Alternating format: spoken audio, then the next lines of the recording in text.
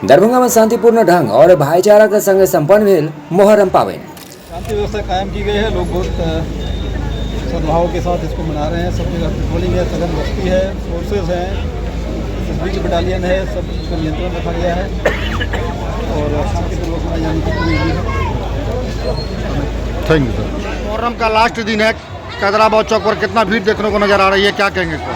भीड़ तो बहुत है और भीड़ के साथ हम लोग भी है और सभी आदमी शांतिपूर्वक से चाहते हैं तजिया निकले और दरभंगा को शांति बना कर रखे। हम लोग उसी काम में हम लोग लगे हुए हैं। कैटो ताजिया क्रॉस की है, कैटो अभी बाकी है। अभी तो एगो क्रॉस किया है, दूसरा आजमगढ़ से आवेगा, सुधारा से आवेगा, बेला तरफ से आवेगा। उसी इंतजार में हम लोग हैं अभी तक।